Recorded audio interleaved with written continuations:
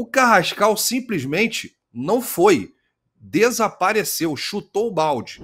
O Mauro César, que participa da nossa equipe, que está aqui toda segunda e sexta-feira, trouxe uma notícia muito importante agora pela manhã. E ele pontuou o seguinte: Flamengo deve anunciar a contratação do Carrascal durante a Copa do Mundo de Clubes. As negociações avançaram bastante e a diferença que o Fla oferece ao que o Dínamo de Moscou pede diminuiu para 1 milhão de euros, que dá mais ou menos 6,3 milhões de reais.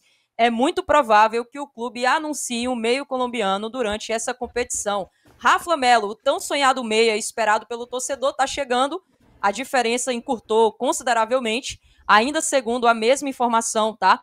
Do Carrascal, o Flamengo deve fechar essa negociação até 12 milhões de euros. Então tem uma queda ali da pedida dos 15 para 12, né? De 3 milhões de diferença.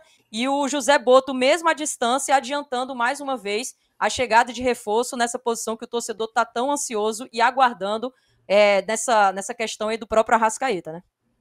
É verdade, Letícia. Eu acompanhei essa situação desde o início. Há 2 semanas antes da estreia da Copa do Mundo de Clubes, o Flamengo negociava com o Carrascal, do Dínamo de Moscou.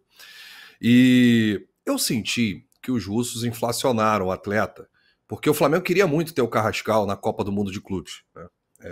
Claro que o planejamento são os reforços para as oitavas da Libertadores. O Boto já deixou isso bem claro. E o Flamengo, quando eu falo Flamengo, a cúpula, o departamento de futebol está satisfeito com apenas o Jorginho para o Super Mundial. E, obviamente, os reforços virão após o torneio. Eu achei que o Dínamo jogou, né, com o Flamengo em relação à Copa do Mundo de clubes e elevou o preço do Carrascal, o meio atacante colombiano. O Flamengo continuou a negociação. Há uns 2, 3 dias atrás, o dirigente do Dínamo disse que estava congelada essa negociação por conta da Copa do Mundo de Clubes. Inclusive, eu informei isso no canal. Obviamente, estamos numa competição. A janela vai abrir no dia 10 de julho e o Flamengo já tem praticamente certa a contratação do Carrascal.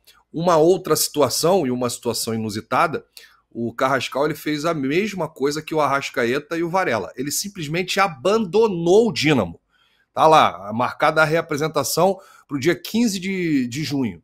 15 de junho, reapresentação no Dínamo para iniciar a pré-temporada. Porque os clubes que não estão na Copa do Mundo de Clubes estão realizando a pré-temporada, como está acontecendo no Dínamo.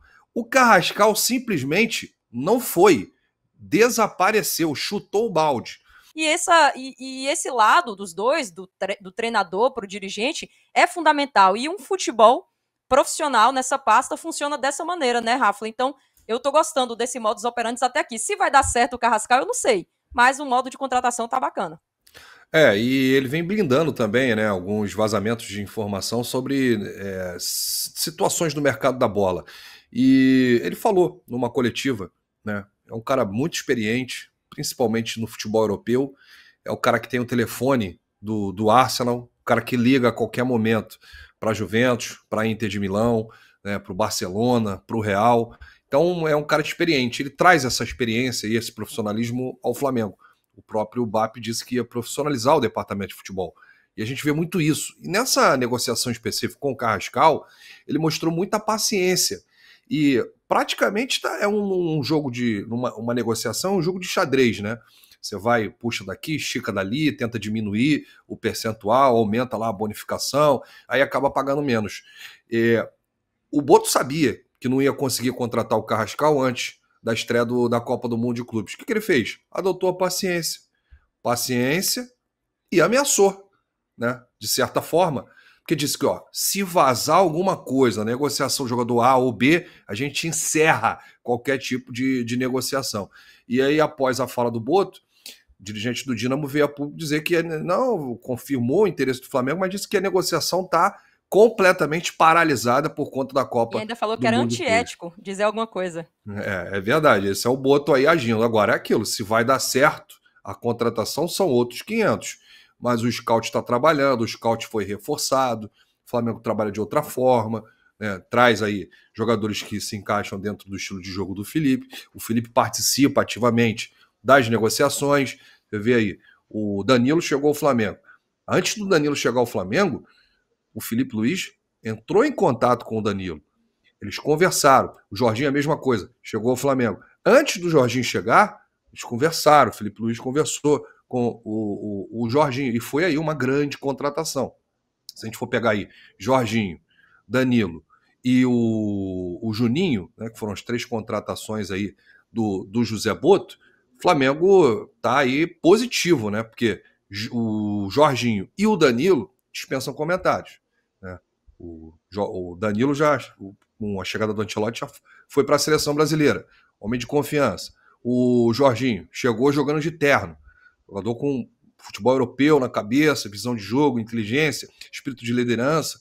Então, se o Flamengo continuar nessa de acertar mais do que errar, que na minha opinião a contratação do Juninho foi um erro, até que se prove o contrário, eu acho que o Flamengo tem tudo para qualificar ainda mais esse grupo. Alô, tropa da S1 Live. A propaganda é a alma do negócio. Quer ver a sua marca estampada aqui diariamente na S1 Live? É só chamar agora no e-mail contato@s1live.com.